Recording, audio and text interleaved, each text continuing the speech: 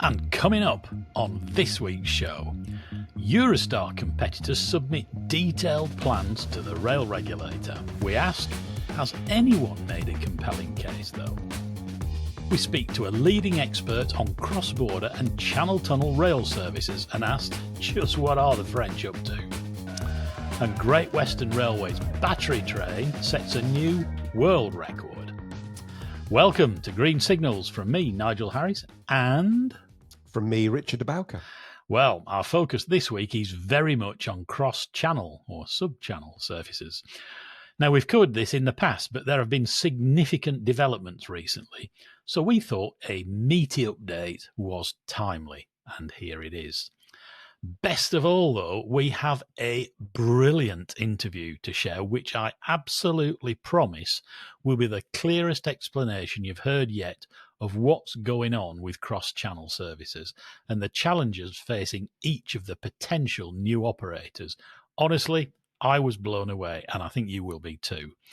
Before we get to that, though, a very quick bit of background. Cross-channel services between the UK and the continent have been in the hands of a sole operator, Eurostar, since they began their full daily service way back in May 1995, over 30 years ago. To begin with, they ran to and from London Waterloo, but when HS2 opened, they moved to the magnificent London St Pancras International in November 2007. I was there at the opening. It's fair to say that the public perception of Eurostar has been mixed, certainly in recent times. Post the pandemic, services have become perceived as expensive, often poor in terms of customer service, and the service itself beset with reliability issues.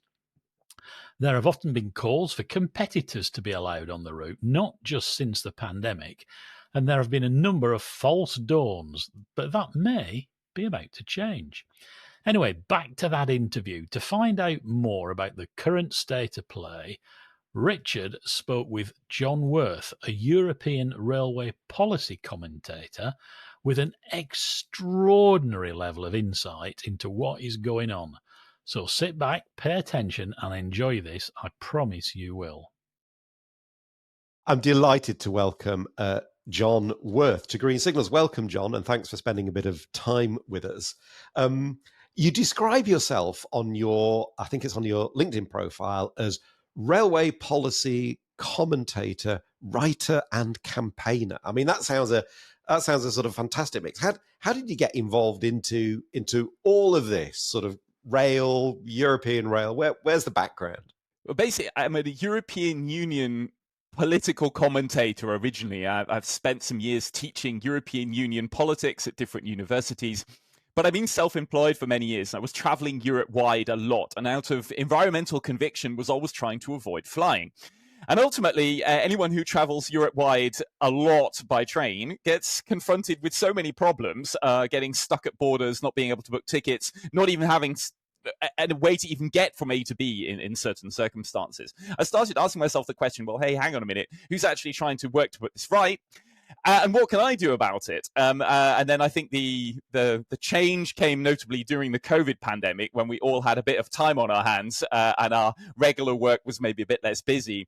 And out of that then came the main project that I've been running in recent years, which is called Cross-Border Rail, where I travel to different European international railway lines and investigate what does or doesn't work in those places, and then put forward policy proposals to the European Union as to how to fix the cross-border railways there. So basically, I'm a European Union politics person who was frustrated by the state of Europe's railways, and have managed then in recent years to able to at least partly live off that. It's not my entire job. I still teach political communication a bit, but at least a good quarter of my work now is dedicated only to international railway topics. So a genuine, if I can say this, sort of subject matter expert, which is brilliant, right? Because I think really from the ground, right? This is from going to those places, talking to local people, seeing what it's like to use. And very political rather than technical, right? What would you need? The political framework you would need to put that right. And it's also worth saying, you can tell from my accent, I am British originally, but I spent a decade living in Germany, so I'm also a German citizen, and I now live in France. So I've got some kind of Europe-wide view on these topics. Oh, that's fantastic. Well, look, let's just park the UK to one side for a minute. Actually, forget it exists. Pretend it's not there.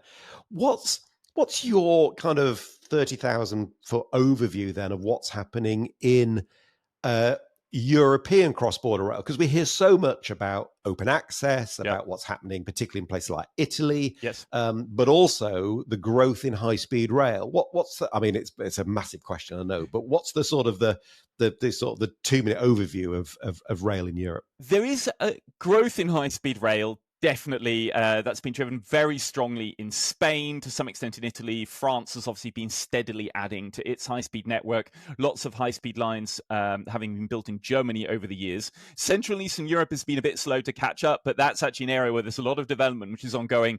Czechia and Poland considering building high-speed lines, and the Rail Baltica project to connect Warsaw up to Tallinn with a high-speed railway line. But bear in mind how those networks work and whose interests they serve vary enormously. If you take a high-speed train in Spain, it's very much like taking a plane. It doesn't run very often during the day. It's compulsory reservation. You've got to go through a bag scan before you even get into that train. In Germany, by contrast, it's very much more like a regular train experience. It goes from the same stations. You might have regional trains on the platform across. There are no bag scans. And indeed, there's no compulsory reservation either. So if it's a bit busy, you might actually have to stand. So it's like a regular train at higher speed, whereas the experience at the other end of the spectrum is what you've got in Spain and in France to some extent. Now, behind the scenes of that in Europe, you've also got the focus on high speed, I would argue, in France and in Spain has maybe been lead to a degradation of some of the other rail services, particularly regional services in France, for example, are very starved of cash because the train network has become something which is just high speed between the big cities. Smaller towns and villages have been struggling to some extent. Now, the other end of the spectrum are countries like Austria or Czechia, where you actually have been investing very heavily in all of those other things, renovating stations, better digital ticketing, lots of good regional trains, slower speeds, but trains that run more often, improving the comfort on board. So high speed gets quite a lot of the attention, but how those railways are to use, in whose interests they are run, there's a vastly varying picture between different European countries. And that's what I'm kind of trying to bundle up in the work that I do, right? Like, for example, like personally, I'm always have great joy when I'm traveling in Czechia or in Austria, because that's, I think, how a railway ought to be, right? You go to a small town like Decin in northern Czechia, 60,000 people just across the border from Germany, and you've got trains departing in all the directions to the local villages, and mountain bikers taking their bikes, and you've got grandparents taking their grandchildren on the train. That's great. You don't see that on a French high-speed train because it's too expensive for those people to take. The station's in the middle of nowhere outside of the city, and you've got to drive there to get to the railway station. So you've got this kind of differentiation of like in whose interest do these railways run. Now, that's the crucial issue for me, is that central question. Now, once you've answered that, you can then work out how you're going to do it. Is competition a way and means of doing it? So the Italian case would say, yeah, perhaps that helps. The Czech case of it would say, yes, perhaps that helps. Austria, for example, is got a bit of competition on one line, but is much less advanced in terms of having on-rail competition. And what you've then got in many other European countries is competitive tendering for the operation of regional trains. So Germany, for example, gets a lot of regional trains running for very little public subsidy, but they might be a bit grotty, they might be a bit delayed, but actually you get a lot of trains, a lot of passenger kilometers for relatively little subsidy. So it's difficult to come up with a kind of an overall complete holistic picture there. All I would say, kind of starting from the UK, is if you go then into France from the as the first country you're starting, you get a very partial picture. The first impression is, wow, this is an amazing country with high-speed trains that get me from Paris to Marseille in 3 hours. But if you, as I do, live in the countryside with a regional train, that picture is a rather different one, where there are 5 hours in the middle of the day with no trains, which would not be the case probably on any pretty much any line in the UK either, actually. So bit of a differentiated picture, and that looks very different depending upon which European city you're in. And I didn't want to kind of jump in on any of that, because I've got to say, John, for most of our listeners, I suspect they will not have heard a more concise overall picture of what's going on in Europe than that. So thank you for that. But let's turn now to UK sort of international services, because that's now, it's still very much in the news, and probably even more so now. London to Paris and Brussels. We've had Eurostar since 94, effectively 94, 95. Obviously, initially Waterloo. They moved into St Pancras in 2007, whenever it was. And since then, there's been nobody else. And of late, the service, there are some challenges. So therefore, we've now got seriously, potentially new operators coming in. Is there, from your perspective, is there enough demand to support that? Or is it really London's a bit of an outlier, and frankly, there probably isn't the demand to support an explosion in provision? So there's definitely demand. Right. London and Paris are the two most predominant cities in Europe, large population centres, considerable purchasing power. There is definite potential in that route. It's a big prize. But there are big hurdles, right? And that's the difficulty. The technical, operational, and political hurdles to operating through the Channel Tunnel are massive. So that's what you've got, a big prize, but it's difficult. Yeah. Now, I think it's important here at this moment as well to take a step back, right? Eurostar was a company that was owned by the three participating countries at the beginning, the UK, Belgium, and France. And then in the dying days of the Conservative Liberal Democrat administration in 2015, the UK government sold its share in Eurostar, and that's now owned by Quebec pension funds. That basically means that since that point, Eurostar has largely, at least in operational terms, been more heavily controlled by the French state railways, SNCF.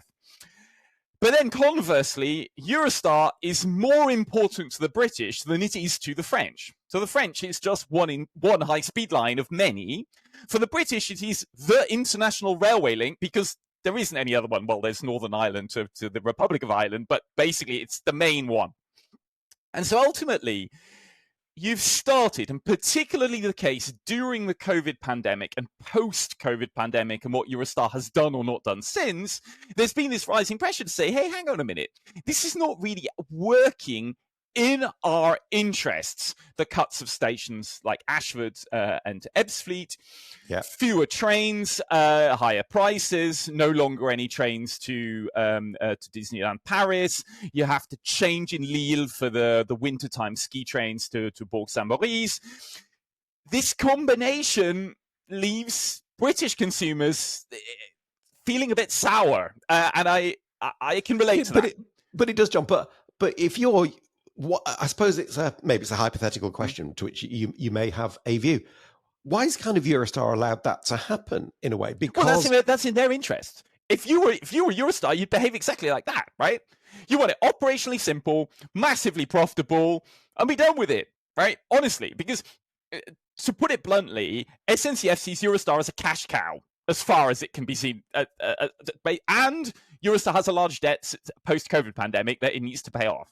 Right. So ultimately, if you were tomorrow CEO of Eurostar, what would you do differently? You want it as operationally simple and massively profitable. That is your priority. Right now, if you've got a company behaving like that, a monopoly on the route, you've got one of two options to change it. You can either say, hey, because we have some control over Eurostar as the state, right, as the UK government, which they haven't got any control, which is a central problem. We would want it to run more trains, offer cheaper tickets, run to other destinations, right? Think of it like the way that the Swiss run the Swiss state railways. The Swiss government can say, hey, we want more trains to Swiss ski resorts in winter months. We're going to organize it to do that, right? And basically politically set the target to do that. The British government can't do that because it sold its stake, and the French government doesn't care. because it's one of many international lines. Now, with the way Eurostar behaves towards London, it's very similar to the way that any international high-speed route from France runs. TGVs from Paris to Barcelona are crazy expensive and the offer is really low, right? London's exactly the same. There's a pattern here, yeah? So the French government could do something about it, but why would they want to bother, right? It's those rich French expats living in London. How much interest is it that the British can get to France? Not so much. If Eurostar makes a profit, that helps the balance sheet of the French National Railways, so we're good, right? So your political control is not there because who wants to politically control it can't control it. So the only other option, and that's ultimately why I kind of reluctantly come down on the side of needing competition through the Channel Tunnel, is because you haven't got any other levers, right? You basically say, we'll take the example of what we had on high-speed rail in Italy. You introduce a rival to the state-run operator. So you had Italo rivaling Trenitalia. That should, if it's done right, drive up the offer and drive down the prices. So make the incumbent less complacent, right? And so that's ultimately the best explanation of the situation and what you might then do, right? Generally, personally, I am neutral on that topic of whether you need competition or not, but you need competition or political control. And the problem is in Eurostar, for the UK point of view, you've not got that political control. So maybe then competition is your only option. But the good news is we've actually, despite all the complexity, despite the safety issues through the tunnel, despite borders, despite maintenance depots, and we'll probably touch on the maintenance depot, there are people who do actually want to come and compete, and that's been helped by GetLink saying, "Yep, we're open to that," and London High Speed, London St Pancras, High Speed saying, "Yep, we're going to increase passenger capacity throughput at St Pancras Station." So we've got 4 people, but have we got 4 or have we actually got 3? Sometimes it's a bit confusing. Yeah, so let's run through them, right? So we have Virgin Trains, well known to pretty much any UK listener, no doubt. Gemini, which actually brings on board a lot of people who used to work for Go Ahead and were also actually fundamental in setting up Go Ahead, the British company Go Ahead's German operations. And then you've got the complex bit, which is a company called Evolyn, which is a Spanish company, which is actually owned by a family that predominantly runs the Alsa bus company in Spain. I should say they're well known to UK people, of course, because they are 25% shareholders in Mobico, which is effectively National Express Group. Right, so exactly. So the Cosman family are well known in the UK context. And they may or may not team up with Trenitalia, the Italian state railway. There was a big kind of statement that this was the way that they would move forward together.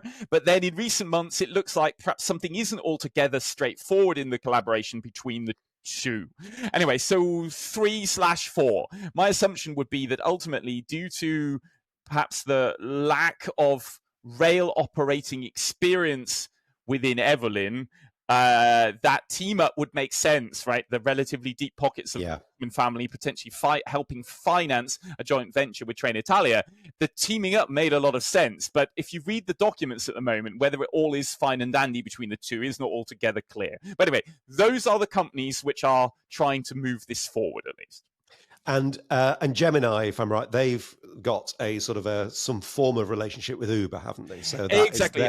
Although Uber might help with a bit with the finances and with some like kind of the last mile connections. Although let's not get bogged down with that, because ultimately what we need to know here is who's actually going to run the trains and what trains would they buy. Now that might give us some. It maybe gives them a more solid reputation that it's not just an amalgam of individuals. They do have serious financial backing there. I think that's potentially significant. So that's a really interesting point to get to about what's the service offering and what rolling stock do they buy, the trains they buy to deliver that. Now, we of course at this interesting point at the moment that a key, and I'd be fascinated to know whether you think this really is the key or whether we've kind of we've disappeared down a rabbit hole, is access to Temple Mills International Depot in North London. Why? Because the general view is you've got to have something in the UK where you maintain and prep trains if you're going to start trains from a London station. So there is the need for that, but it is pretty busy. And Eurostar say, no, there's no room. And everybody else is going, yep, there is. And the ORR, who have to decide on this, said, I tell you what, we'll get an independent consultant to help us out, which they've done. And the independent consultant said, yep, we think there is a bit, not as much as some people think, but certainly more than Eurostar say. Yeah. And the ORR have now said to everybody, right, we'll make a decision, but in order to make that decision, you've got to submit your plans. Yep. And it's really about state of readiness. What you're going to do, how you're going to do it, how you're going to pay for it, what you're going to buy, and when can you get going. We've seen those now. There's a lot of commercial redaction. It's inevitable. Exactly. No, well, that's right. No, that's fine. We can understand that. You've had a chance to look at these documents. What's your kind of overall take on what you saw? So the overall take from three, right? So from Gemini, Virgin Trains, and Evolyn, is they are basically announcing a rolling stock strategy, which is based on the access to Temple Mills, right? They're basically seeing if this, then that. If Temple Mills, we get the capacity, then this is what we will buy, which is kind of almost tailored to fit how much capacity there is in Temple Mills, right? So it's kind of like threading the eye of a needle here, right? Like kind of very much, this is the constraint we have to get through, so this is what we can do. And you should see the most recent news about Virgin having announced they called it not a contract, but a binding agreement to buy 12 trains from Alstom. It basically says, if we are the ones that get the access to Temple Mills, then that's a kind of starting gun for us to place an order with Alstom, and this fleet is small enough and will fit in Temple Mills, right? Yeah.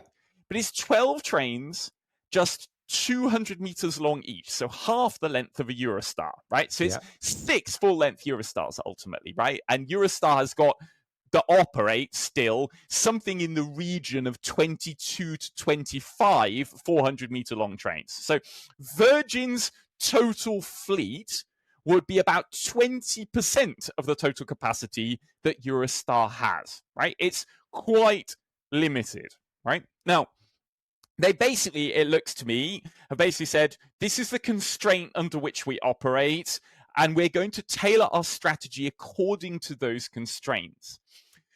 Gemini do largely the same, although they're not altogether clear about exactly which trains that they would order in their submissions. I would say they're one step further back with regard to the train order, although they've actually got one advantage up their sleeve, which we may come to in terms of delivery times of their trains.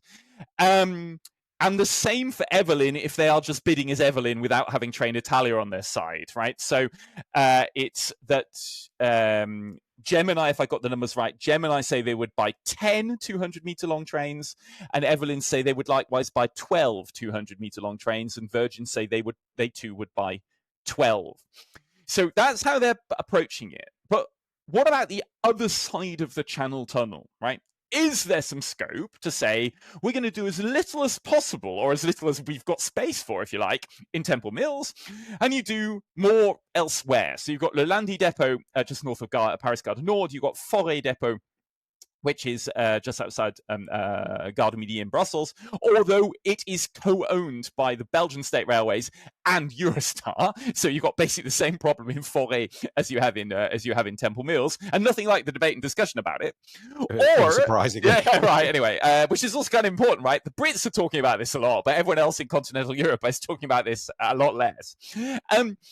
And there's an interesting one, without going on too much of a tangent, there's a future French high-speed operator with the somewhat unusual name Kevin Speed that wants to rival TGV, SNCF TGVs. And they ultimately concluded the only way of doing maintenance is to build their own maintenance workshops, right? And find a brownfield site somewhere where you can put up a new workshop. Now, pulling up a new workshop in the UK due to the complexities of southeastern England is probably pretty complicated, but finding a way and means and a place to do that somewhere in northern France might be possible. So ultimately, the question I pose myself is Virgin Trains, Gemini and Evolyn, are they kind of restricting themselves due to this Temple Mills decision? And would there actually be a way and means, maybe even with lower costs, of doing something on the other side of the tunnel? And that then brings us to Train Italia, right? So we learned something interesting from when there was a landslide that blocked the track between Lyon and Turin, right? Which was the way that Trenitalia used to send their high-speed trains from Paris to Milan. And then they wanted to still keep on running Paris-Lyon, even though the track to Italy was blocked. Maintenance, right? They couldn't maintain the trains, right? Because they were basically once a week sending a train for heavy maintenance to Milan, right? Well, although those trains were doing Paris-Lyon, the heavy maintenance was still in Italy, right? Now, if Trenitalia were to then use the same type of trains, their Hitachi ETR 1000, which they use for their national and their services in France for Channel Tunnel services, could actually do a lot of the heavy maintenance, actually even in Milan still, right? Or potentially somewhere else in France. So ultimately, and we don't know the answer to this because it isn't clear from the submissions, actually, has Trenitalia got the opportunity to do that maintenance and be less reliant on Temple Mills than anyone else? Right, or any of the other potential rivals to Eurostar. So there are different ways of looking at that conundrum. And I would just say, reading those submissions to ORR, I find both understand it, but I find the strategy to be rather conservative, rather non-aspirational, if you like. Okay, but isn't there a sort of flip side to that, right? Because your analysis saying, because of the length of trains, you look at Virgin, I suppose the others are exactly the same. They're only going to have about 20% of the capacity of Eurostar, right? Richard Branson would probably say, yeah, and when I took on BA on the transatlantic route, I started with a couple of planes or one plane or whatever, and I just kind of kept it simple and focused. Yep. And look what's happened from there. Look what Virgin Atlantic's become, right? And there's an argument that says, the medium to long term is brilliant, but you can't have a medium to long term unless you get a short term. Yep. And, I kind of read Virgin's submission and went, this is pitched to make this as easy for the ORR to say yes as they possibly can. And, I don't know, maybe that's the plan. Maybe that is the plan. Get your foot in the door and take it from there. Yeah, exactly. It makes sense, but it's not super optimistic somehow, right? You're still going to have Eurostar controlling three quarters of the long distance trains through the Channel Tunnel. So I get that as a strategy. I just find the difference between the rhetoric of the from Richard Branson of how much is going to change, and then actually the kind of, okay, we've got 12 trains here. Some of the trains that are run are not even going to run in double formation. They're going to run as just single sets. There's also the decision, for example, to order trains that would not even be able to run to Switzerland or Germany, and would only have the electrification systems for the UK, France, and Belgium. So I both understand it, but I'm just a little bit disappointed at the same time. Fair enough. That just begs the question about Eurostar itself. Yeah. Because they've been talking about double-deck trains. Yes. Right, which is, of course, is a big... I say it's a game changer. Certainly in capacity terms, it is.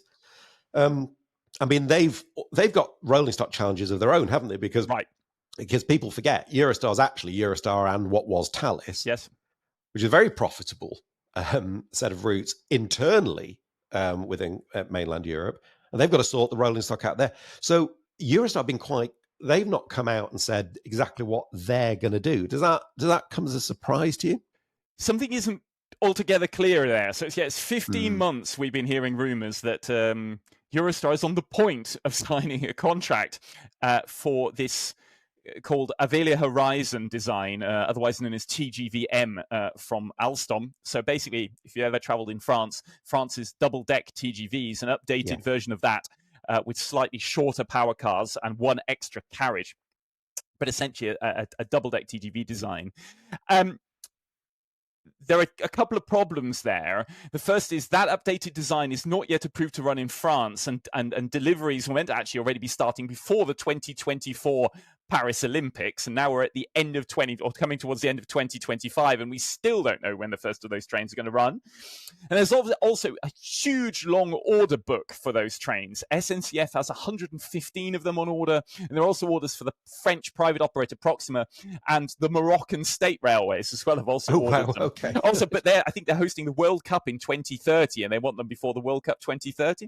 So ultimately, there is a problem. If Eurostar were to order now, unless it could somehow muscle its way in ahead of someone else who's already in the queue. You got a long wait to get those trains. Now, let's also think about that as well. First of all, double-deck trains through the Channel Tunnel is in principle absolutely no problem. The loading gauge is fine. The loading gauge on HS1 to London is also fine. You can't run beyond London because all the bridges are too low in the rest of the UK railway network. But HS1 is built to UIC loading gauge standards.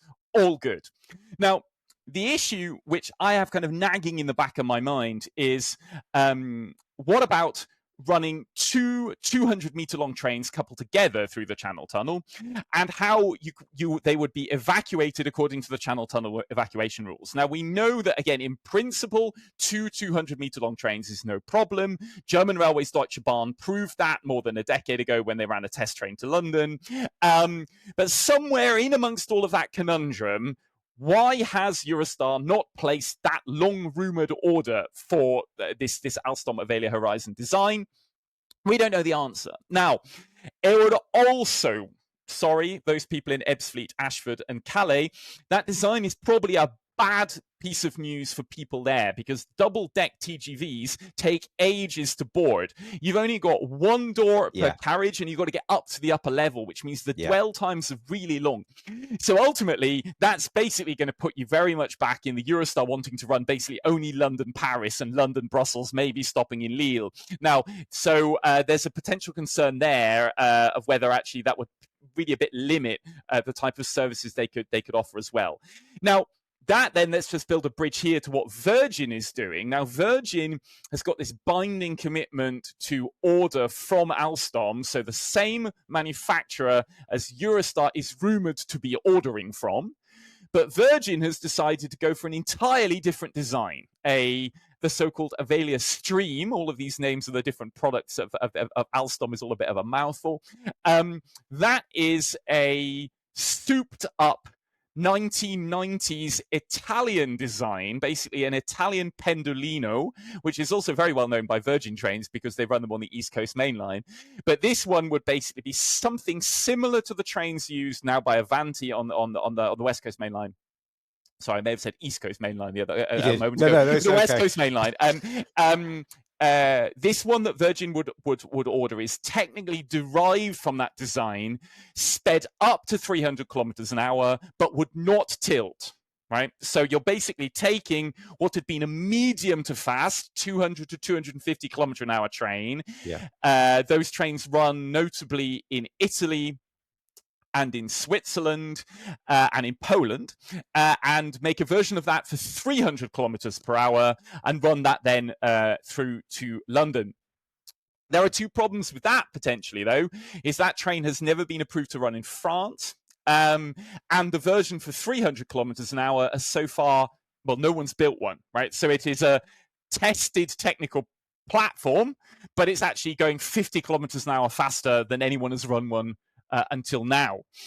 So Virgin's confidence in their submission that they will get that train by their deadline, they say, of 2030 to run through the Channel Tunnel, there must be a question mark there of the extent to which it's actually a very customized design, whether actually that deadline can ultimately be reached. So in your view then, given all the people that are looking at potentially buying trains from what you've read, who is the one that has a rolling stock solution that's likely to be the lowest risk in terms of operability and time into service? At Trenitalia. Okay. So Trenitalia has got this rock solid agreement with Hitachi. So if you've taken the most recent Frecciarossa in Italy, the ETR 1000 train of Hitachi, they've been adding more and more and more to their fleet. It's I would say it's not best in class at anything among high-speed trains, but it doesn't fail at anything either. It's extremely solid, good ride quality, decent comfort, an airy cabin, seems to be also very reliable, is already okayed to run in France, which means it has the TVM 430 signaling system that you need for the Channel Tunnel and for HS1. The tunnel fire safety rules in Italy are very strict, so adapting it for the fire safety rules for the Channel Tunnel should not be too complicated. And Trenitalia has already got an extra lot of 30 of those trains on order, but again, they've basically been calling off more and more orders from Hitachi, so it would strike me that they would be in pole position. The other interesting one is Gemini. So Gemini says in their submission, they are talking to Siemens. So Siemens is the manufacturer of the Eurostar E320 trains, so Eurostar's most recent fleet. So Siemens knows exactly how to build trains that run through the Channel Tunnel. They are just finishing off deliveries for both Deutsche Bahn and the Egyptian state railways in the works in Krefeld in Germany. But in a couple of years, Siemens will have some capacity. So their order book for those high-speed, the Velaro train, is not as long as the order book with Alstom for TGV-M trains. So Gemini, if they can get the finance together, and they're the ones that get access to Temple Mills, and they sit down with Siemens and say, right, when can you start? The answer could be pretty soon. Now, so there I see that Hitachi and Siemens, at least with proven products and a shorter lead time, are probably less of a risk than either Alstom with a not entirely proven product, which is what they're offering to Virgin, and with the issue with the very long lead times for the double-deck product, which is probably the one that we think that Eurostar is going to go for. So there's a bunch of tensions in that. And there's one other that we shouldn't forget, which I'm very glad that no one is probably really in serious negotiations with. That's the Spanish manufacturer Talgo that had built the Series 106 for Spanish State Railways Renfe, with the idea that Renfe might one day even run to London. Now, that series has been an absolute nightmare. They've had all kinds of problems with it, cracking of bogies of the power cars, and it is one of the most unpleasant high-speed trains to take as a passenger. It feels like you're sitting on top of a washing machine when you're in it. And so so far I'm very content that none of the rivals to Eurostar have gone down that route. Theoretically, Talgo offers a much lower weight for its EMU, but the fact that it's, to me, is not a comfortable train to take. I'm personally quite content that no one has pursued any negotiations, it seems, to Talgo any further. But anyway, they were the final name kind of in the frame. That's again unbelievably comprehensive, and I think, one thing's for certain: this is going to be incredibly interesting to sort of watch and observe. I mean, I wouldn't necessarily want to be the ORR right now. Because that does feel like, whatever happens, someone's going to be unhappy. And it is quite complicated. Look, John, we'll leave it there for now. Can I ask, when we get to the next phase of this, where we hear a little bit more about what the ORR have decided and said, if we can have a kind of a follow-up conversation? Happily. Because I think people will find this genuinely interesting. It's not been explained as you have today, I don't think, anywhere else. I've certainly not seen that. So I think this, one thing's for sure, this is an ongoing story. Yeah, absolutely. And there are very high expectations, and they are legitimate. And so what I think we've got to do is, and I think Virgin's submission in that regard is really interesting. It kind of hits that point of basically going, this is actually, it's maybe optimistic enough, but it is actually deliverable, right? They're trying to hit that kind of sweet spot. And because we've had too many kind of false dawns about the future of the Channel Tunnel in the past. So maybe this time we get it to work. Yeah, no, false dawn's a really good phrase. I think I've used that elsewhere. Look, for now, thank you so much, John. Thank you for your time. Thank you for explaining that so incredibly clearly. And I can't wait to the next conversation, because I think we're going to have a number more in the future. But for now, Happily. John Worth, thank you very much indeed. No problem, and thanks for the invite. Well, Richard, to a couple of old timers like you and me who've been around and heard lots of people talk, I have to say it's not often I sit there hanging on every word, and there were plenty of words, but I did there. He was just brilliant, wasn't he? Oh, I agree, although less of the old timer, if you don't mind, but I do agree. He was absolutely superb. He somehow set, what do they call it, conscious confidence, things that I knew and kind of knew, but a sort of received wisdom. He really contextualized and set them in in really understanding way. He was very, very good at describing it. And if I was to pick one thing that, oh, wow, really, was that business about we haven't got a high-speed network around Europe. We've got a lot of state high-speed networks that operate in very different ways. That point about the Spanish, it's like buying a flight, so it's all self-contained, whereas in Germany, it's just like the big railway. Well, wow. You can understand the difficulties of threading that together, can't you? Absolutely. And the UK is about to add arguably a different model with HS2, where classic services will be off the high-speed network for a great length of their journey, great proportion of their journey. So no, it was really interesting stuff. What I thought was fascinating was, the sort of the academic training is clearly there. He doesn't really talk about things that unless he's read everything, seen everything, been everywhere. And it is extraordinary levels of detailed analysis and understanding. And all that stuff about, I was agog, good word, at all that stuff about the different train fleets available to the different competitors and what it meant and what the implications were and what the delivery times were. I heard stuff that I'd never even thought about, and I'm not ashamed to admit it, and it boosted my understanding of it all massively. Agreed. And it also shows what a challenge the ORR have got, actually, because, these things are all slightly different, and you're not comparing really apples with apples and apples. They're quite different. So it's quite a challenge. My reaction to the discussion as he was saying it, as he was speaking, I was perhaps uncharacteristically quiet. I just felt, it was just important. Just some of that stuff was, there was a logic and there was a thread, and I wanted to hear the whole thing really. And I wouldn't disagree with anything he said. I've also read the various submissions myself that he referred to, the submissions that have been made to the ORR. I personally found Virgin's very impressive. And I don't say that as somebody who obviously used to work for Virgin. You would say that, wouldn't you? No, I know. Well, quite, but it's a long time ago. People right? to think that, yeah. No, because it's a very different company. But actually, when you read it, it's if there was a prize for kind of the most logically laid out, the pagination, just the ease of reading, the fact that they'd got Richard Branson himself to do a forward. It's very Virgin, and it's a very easy read.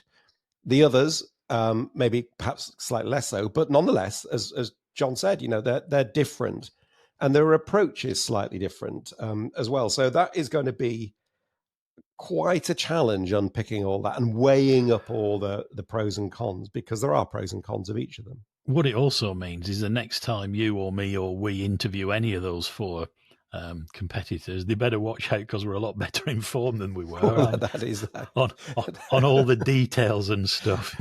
That's a very fair point. Again, without sort of just harping on about the Virgin one, but just taking it as an example, some of that rolling stock stuff, the stuff that John explained so clearly and so helpfully, there's some interesting language in the Virgin submission, like they talk about an exclusively binding relationship, and the mainstream media clearly believed they'd gone out and bought a load of trains. Well, actually, until they know they're the ones with access, why would anybody do that? And so their bid is very cleverly written in that way. So we asked Virgin some follow-up questions, and they are excellent at coming back to us. Their comms team are really on it, but we're actually recording slightly earlier than we originally intended, so they've not been able to do that yet. But we will come back to that, because I think there were some interesting questions, and who knows, we may have a load of comments from people listening to the interview with John as well. And one just quick parting shot that made me smile. If you need an indication of how fast that man's brain works, he made some reference about Pendolinos and the East Coast Main Line, and was thinking, we're going to have to do something about that. We can't let that pass. I wonder if Richard's going. And 2 sentences later, his brain realised his mouth had made a mistake 2 sentences ago, and he corrected it. Yeah, I'd scribbled WCML, ECML on my note, and then about 2 minutes later, I kind of crossed it out because he dealt with it. No, you're right. So hopefully people really enjoyed that. He'll be back. Let us know what they think. He will be back. He will be back. And now it's time to thank everyone who supports us. First of all, our thanks to RIA, the Railway Industry Association, for being our programme supporter, and to Rail Business Daily, our media supporter. Then, of course, our weekly traditional big thank you to everyone who's left us a super thanks on YouTube this week. And you lovely people are Bob Walsh, Roddy Jenkins, Russell Coles, John Kirkman, Alan Kirkman, Staffordian, Callum Thorneloe, Graham Whitley, Chris Exley, Andy Chase, Alistair Rutledge, and the Independent Brigline Rail Group. Your generosity continues to humble us. I know I say it every week, but repetition doesn't make it any less sincere. And we really do appreciate you supporting us to do bigger and better things and make this pod more of what you like. So thanks very much indeed. Indeed. And thanks also to our new gold and silver members, who are Mr. Oscar 323, John Jowett, Ian Gould, Christopher Phillips, and Paul Lemon. And thanks also to Listener and Learner, who upgraded to a silver membership this week. You can see all our supporters and members in the end credits at the end of the show. Everybody, silver, gold, silver, and bronze. And we do have, I know I say this every week, but it's actually really important at the moment because we've got lots of new gold and silver members recently. If you haven't already, do let us know your postal address so we can send things to you. I've still got a big chunk of gold and silver members who I don't have an address to, and actually you're due a member's mug, and I can't send it unless you send us your details. So, but thank you very much. We do appreciate your support. Oh, we do, absolutely, all three of us. And now it's time for this week's Railway News Roundup. A number of listeners, including Nick W., Steve Roberts, Jim Millington, Jonathan Dart and Steve Davis, have pointed out that Great Western has become a record breaker. On August 20th, Class 230, number 230001, battery train set a new world distance record of 200 miles. To celebrate Railway 200 in style, in the year the industry celebrates 200 years, how good, since the birth of the modern railway. GWR registered an incredible 200 miles on a return journey from Reading Train Care Depot, which took in London Paddington twice and Oxford. It smashed the previous record of 139 miles achieved by Stadler Deutschland in Berlin in 2021, and according to Great Western, demonstrates the capability of battery electric trains as GWR seeks to replace its ageing diesel fleet. Great Western Engineering Director Dr. Simon Green said, "We're delighted to set a new world record. Today's record attempt has been a bit of fun, but it also underlines a serious point. Investment in battery technology is essential as we look to replace our ageing diesel fleet. Overhead lines will remain the first choice to power electric trains, but where that isn't possible or desirable, battery technology like this offers a reliable and efficient alternative to bridge the gap." And a mischievous question crops up in my mind, Richard. Did they just keep going till it went... No, if you watch the footage, I think they had plenty of distance left, and I think there's a 6 battery banks. I think one of them was basically untouched. They still had quite a bit of juice left. We weren't able to be there because I was somewhere else. But anyway, look, it was more of which in some point soon, I hope. But yeah, it's absolutely brilliant. Well done them. Great story from HS2 here, Nigel, and it relates to yet another massive bridge move. Football pitches, swimming pools. I don't know that, but I do have some big numbers. A specialist HS2 engineering team moved a 112 meters long, 1,631 ton steel structure over a section of Lawley Middleway, part of Birmingham's Ring Road, 4 days ahead of schedule. Well done. The operation was successfully delivered by HS2 main works contractor in the West Midlands, Balfour Beatty Vinci, or Vancy, I think, BBV, and their bridge move contractor, Mamoet. To minimise disruption to road users, the huge span was moved during nighttime road closures between 18 and 24 metres every night using a special skidding system. And that ensured that the road remained open during the day. HS2 say that the team, helped by favourable weather conditions, were able to get ahead of programme. Hence, the road was back to normal operation from 6 a.m. on Friday, the 22nd of August, instead of the planned Monday the 25th of August, which meant, of course, it was back over from the bank holiday weekend. So well done, guys. Absolutely, and I make no excuse for saying again, let us see past the political BS to the real achievements of the engineers here, who are getting really, really good at this with big bridges, aren't they? Plenty of listeners, including Darren Chilvers, David Redgewell, Steve Moorcroft and Trevor Stone, sent us this one. A number of news outlets have run a story suggesting that Crossrail 2, something that started life as the Chelsea to Hackney tube line proposal and is now an idea to create a main line similar to the Elizabeth line running from Epsom to Broxbourne, Wimbledon, Clapham Junction, Angel, Islington and Dalston, is about to go into construction. You didn't know that, did you? It's not, of course, but it's still quite interesting nonetheless. The British Library is undergoing a huge £1.1 billion expansion, and that expansion, which was awarded planning permission earlier this year, includes a large new office building on land that is safeguarded for Crossrail 2's future Euston St Pancras station. So the project's developers have agreed to build the Crossrail 2 elements in the basement of that building at the same time. How about that? Basically creating a station box with passive provision. It all sounds very sensible. And today's fun fact, Richard, is you might remember Simon Montague, who used to do PR for, there you go. Simon used to work for New Civil Engineer, and he told me that he covered the building of the British Library.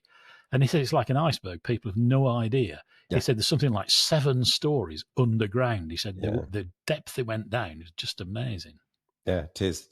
And yet they still need to make it even bigger. There you go. There you go. Now, there are suggestions that the Flying Banana or Dr. Yellow or whichever nickname you ascribe to it, but obviously is the new measurement train that Network Rail own, may be about to be no more, or certainly is on his way, with news that Network Rail has launched a major, and it is a major, procurement to replace the life-expired infrastructure monitoring fleet. It's not just the HS2, there's lots of other stuff, in a tender worth an estimated £1.5 billion. Wow. Yeah, the contract, which is intended to ensure the continued safe and reliable operation of the UK rail network, would see a single supplier provide, operate and maintain the assets, system and services. And it's important to remember what these do. They capture and deliver track and asset monitoring data, rail floor detection, rail profile and wear, track geometry and imagery, OLE, overhead line equipment, measurements, conductor rail metrics, and communication signal strengths. It's an amazing bit of kit, and we did a video on this some time ago, actually, which is worth looking. If you ever wonder what goes on this train. And there's an assortment of different second-generation DMUs and things that were converted. Oh, there's all sorts of stuff. Yeah, it's a big fleet. It's not just the HSTs. Anyway, the solution could combine, actually, a dedicated monitoring train, on-service monitoring equipment fitted to timetabled passenger or freight services, and where it's cost effective, non-rail stuff, such as road rail vehicles. Anyway, the procurement has set an initial 8-year term, which will start from the 1st of April 2027, with 2 optional 4-year extensions. But this is a very significant thing for a fleet of equipment that does a great proactive preventative job. That's an interesting one about timetable passenger train equipment as well, because I remember doing stories where some operators had more information about the infrastructure than Network Rail did, but were contractually unable to pass it on, which struck me as not sensible. Good spot from John Kirkman with this one. A technical support and spares supply agreement, a TSSA, has been signed by Alstom and Great Western for the maintenance support of 26 Class 175 DMUs, which are being brought into service by GWR. The £75 million agreement will run for 8 years, with Alstom delivering maintenance support from GWR's Lara depot in Plymouth. The first Class 175s are expected to enter service later this year, operating on key routes such as those between Exton Davids, Penzance, Barnstaple and Oakhampton. It does, of course, mean the end of the Great Western Castle class short HST sets. But these Class 175s will be a big improvement for many rail passengers in Devon and Cornwall, so not before time. And that is the end of the news roundup for this week, Richard, though that just does strike me that the HSTs, as they survive, are starting to... the shadows are lengthening, aren't they? Yeah, I mean, pretty much it's Great Western Castles, ScotRail, and the ones at Network Rail have got... Having said that, there's quite a lot of power cars floating around, like Rail Adventure use them as sort of in pairs as locos. So it's but you're absolutely right. In passenger, in regular service, it's the end cometh. The writing is on the wall. Let's have a cliche fest. But there you go. So if you'd like to send us any snippets of news, you can drop us an email at news@greensignals.org. Stef will be delighted. I haven't forgotten that this week. We can't promise to read them all out, but the best ones, we will. And where we do that, we'll always name check whoever sends us the email. So please let us know what you see in terms of news tips. Big stories, little stories, whatever. Indeed. I'm not sure she'll be delighted. She'll certainly be surprised. But anyway, it doesn't matter. At least this week we've got it in. Well done. Which means it's time to do the quiz. Another good one. Another good one, I understand. Not as straightforward as we thought. Like the old phrase, never ask a question to which you don't know the answer. Journalists and trial lawyers have to go by that one. Yeah, well, normally we do that, don't we? No, not this week. It turns out definitely not this week. Has it got complicated again, Richard? Yeah, because it turns out that everybody who listens to this show is smarter than me. But anyway, not that comes as a surprise either. But sorry. Thank you. I didn't know I did. But... Yeah, you did say that out loud. Right. Okay. So the question was, name a station on Britain's railway network where the company who staffs and manages the station does not operate any of the trains that call there. And I confess I certainly one or two. I did. I thought I had an answer and it was wrong. It was wrong, right? We'll come to that in a moment. But of course, we got loads and loads of answers. And quite a few people said, does that include Network Rail's major stations, such as obviously Euston, King's Cross and so forth? And I thought, station where the company who staffs and manages the station does not operate. Well, clearly they don't operate the trains, but do they staff and manage? Well, they kind of manage, but staff are often not just theirs. I thought, flipping out, right. So that's quite complicated. Then there was a couple of outliers. We had Fishguard Harbour, which I think is actually owned by Stena. Stena, isn't it? And then we had Southend Airport. And I thought, hang on, are we talking here about who is the station facility owner, who's the leaseholder, who's the owner? Oh, my goodness. So in the end, fortunately, because nobody said only Fishguard or Southend or only the Network Rail stations, I just decided to be very generous and just kind of allow all of that in. Because there are about 20 stations. There may even be more. I was gobsmacked.